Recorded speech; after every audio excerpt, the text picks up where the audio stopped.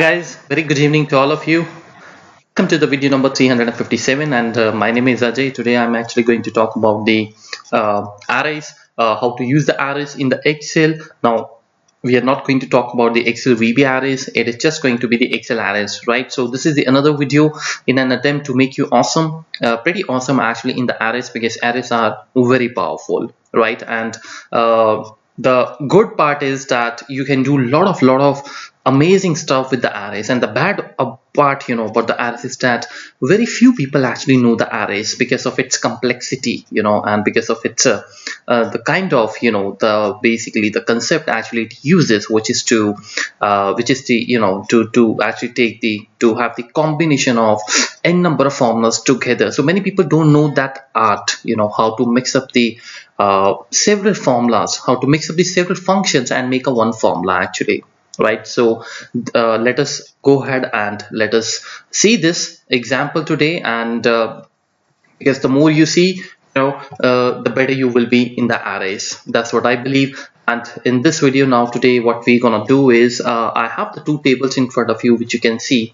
One is this mini table and this another is this mini table, right? So we have the two tables, and here we want to identify that what basically the marks we have gotten for this lookup value, which is Ajay. So basically my aim would be to get all the values of Ajay from both the tables, right? So we're gonna get here 44, we're gonna get here 77, and then we're gonna get 66, which is coming from the first table itself, as you can see here. And then it would go to the second table and again finds the same lookup item, and if we get something there, that if the lookup item is there, then we should be able to see here 6 and 5, right? So basically this is task which you are supposed to do, and this can be in any order. That's really not important. But important is that you'll be able to get all the basically the marks, right? And anything changes in the table, if I go get here one more Ajay, then obviously answer should change accordingly. So this is what we're gonna do in this video. For those who are watching the channel for the first time, as you can see guys, this is the video number 357. So we have got all these 356 videos on Excel VBA, Access and Access VBA. What you need to do is you need to go to the playlist. You can find here all the different 43 playlists which I have created. If you scroll it down, you would see that I have divided this into 4 categories, as I was just telling you: Excel VBA, Access and Access VBA. Videos which has the title Excel VBA, they are pure Excel VBA, and the videos which starts with the Access VBA, they are the pure Access VBA videos. And the videos which starts with only the Excel, right? For example, this Excel large, small, min, max, that means we are talking about only the Excel. There's no VBA involved, and same for the Access. So these are all the different playlists, and what you need to do is if you want to understand what are the arrays, then there's a playlist here which I have created, which is the Excel array. So you just scroll it down and find it out where exactly it is. That's where it is. You click on the Excel arrays. Don't click on the Excel VBA arrays, because Excel VBA is entirely different from the Excel front-end arrays. Right? So when you click on this, you would see here 13 videos, and these are all the different videos which I have uploaded with the different examples. Right now, don't watch randomly any video, because then you will have a problem in understanding. A little complex, as I was telling you. So what you need to do is first watch this video 334, understanding the arrays basic. Okay. So this is all about the arrays, and now we're gonna make the formula in this video right away, right? So what is the first thing I will do? I will actually use the column helpers, and so here in this maybe the column L, I would first put my formula which would give me all the values from the table 1, and then maybe in the column M I'm gonna put the another formula, and it is going to be linked with the table 2, which is this table. So in this way we will have the value. So what exactly we want to do now? I want to actually find out what exactly I have. So you're going to use the if function. You're going to use the if function, and you're going to put the logic here. You select this entire table. Well, you don't have to select the header, because obviously header will never have your item called Ajay. So you can say that if this F3 colon F8, if that is equals to Ajay, then what we need to do is in the value of true, we want to find the corresponding number. You might have seen my previous video also on this. There we talked about this. So we are using the same technique actually, but in that video there was only one table. But in this case, you have a multiple tables. I'm showing 2 tables, but guys, you can have maybe 3 tables, 4 tables, and you can do this very easily. They can be in the different worksheets, the formula would remain same, right? So that is the difference between this video and the previous video. So what we will do, we're gonna collect the G3 to G8, and just in case if there's nothing, we will if in row we don't have this value available as a, then we would like to have a space. When you press Ctrl Shift Enter and you go to the F9, this the F9 is the shortcut key which used to expand the formula. You would see here 44, 77 and 66, and you know that this space is coming because of the simple reason, because on your second position of your table it's Aman and then you have ABC, right? So wherever you have Ajay coming, you would get to see the numbers. So I actually have used nothing. It is just a simple if function which I'm using. The only difference is I have pressed Ctrl Shift Enter, and that's why you see these curly brackets coming. So this formula is entered as an array. And the second important thing is you cannot use this formula. You cannot use this formula using just simply pressing Enter, because of the reason that you are involving so many cells in one single cell. For example, I'm trying to get the value from all the table, from this whole actually table. Is practically it is not possible, because generally your approach would be this: you would go to every single cell and you would compare the cell one by one, and this is how you can write that if the value comes Ajay, then I should get this marks, otherwise space.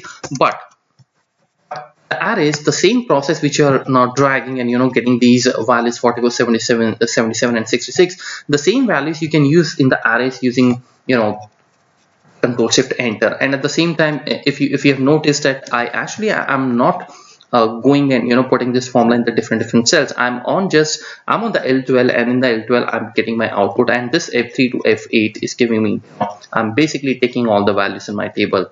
Because of the arrays, Control Shift Enter, I'm able to create this kind of a table, right? So I'm not saying that this can't be done individually, this can't be done using the simple formula. Of course it can be done, guys. Arrays are phenomenal. I mean, they have their own, the beauty. You don't have to use so many helper extra columns. You don't have to use so many formulas in the different columns. You just use everything in the single column, right? So now we got the 44. Now what is the next thing I want to do? Obviously we would like to get the smallest number, first smallest number, second smallest number, and third smallest number, and fourth smallest number. So I mean, I have here, this table actually holds how many items? 6 items. So I can find here, I can drag this to the in the downward direction up till the 6 cells. So now what we are going to do is, in this table, if you look at this, let me just press F9 and let me just copy this. Just a second, let me just copy this entire thing, and I'm going to paste it here for you just to give you the example, give you the understanding. This is your table. So now I'm going to say that what is the smallest number in this table, right? So I had talked about this actually in the previous video as well, so let me quickly cover this. So I'm going to say that the first smallest number should come from the row number A1. Now row A1 will return 1, and this 1 will be going to, we're going to pass this 1 in this k parameter. So ultimately what we are saying that in this table, which is 44 space 77 66, I need to get the first smallest number, which would obviously come at come as 44. The moment you press Control Shift Enter, you get to see here 44, right? So I'm going to quickly freeze the table. I'm going to freeze this table as well, and I'm going to freeze this table as well, then we're going to freeze this table as well, and now I will press Control Shift Enter, and I will just drag my function, right? Get the value here 44, 66, 77. The same thing what you need to do is you just go ahead and copy the formula, and you're just going to press equals to and Control V, and you just press again Control Shift Enter. Beg your pardon, basically let me just copy the formula again. We just need to actually change the formula. I'm gonna press here this, and now what you need to do is quickly in the options change the table. So this is how the formula is gonna look like. The rest everything remains same, and let me just see that if everything we are getting correct here. We have J3 and I3 and Ajay is coming, so Control Shift Enter, and there we go, you get the 5, right? So when I drag this formula, this is what you will see, 5 and 6, right? So this way you can actually build up this formula. Now if I write anything here, let's say I write here Ajay, you see that this number will also come automatically. So now what we need to do is, I'm just going to write here if function, and I would say that if this value, okay, so now what do you want to do? Basically, if both the values are error, if this is also coming error, this is also coming in as an error, that means there is no value, then we would like to display there the space. If this value is coming, okay, if this value is coming and value is also coming, then first of all we would like to capture the 44 and maybe the next value, right? So what you need to do is, in this entire table, basically I will simply write the small, okay, and then I'm gonna do one thing. I'm gonna simply select this entire table, and in this entire table I'm gonna say that I need the smallest number, so the row A1 I will select, okay, and the moment you press enter, you should be able to actually see the value. So let me just forgot to press Control Shift Enter. Let me press Control Shift Enter. Now guys, you can see here that you're not getting here any answer because of the reason when the smallest function is going to work in this table, basically because of the errors, it will not be evaluate the smallest number. So I believe first of all you should write here if error as well. So I'm going to write here if error, and then write here that if there is an error, then it should give you this it should give you something else which would never be in this table. So I can write here it should give me this, maybe 1000 number, for example, right? Because if I just write the space, then I'm afraid that this small function which we are writing here, it is going to evaluate something for us. So anyways, we can drag it and we can find it out. So same function I'm gonna do here, if error. So if the error comes, then it should give the space, but we will have to see the small function is the results or not. Oh yes, it is giving you the results. Very nice, right? So now I'm gonna freeze the table, which is M12 to M20, and Control Shift Enter, and now I can drag it. Obviously here also you will like to use the if error, so I use the if error. So we're gonna say if the error comes, it should give us the space. Just drag this formula now, and there we go, right? So now what we can do is we can highlight, basically hide these columns like in this way, and this is where your user would see the output. So anything if I change here, let's say I'm going to change this to XYZ again, you see that the formula is changing. If I'm going to change this to anything, the formula itself changes. If you write here JH again, the formula itself actually is changing. So this is how you can actually use the different the tables. This is the I have used here how many tables I have used. Actually I have used here also I have used table, and here I've used the second table, and if you have more tables you can use the another table as well.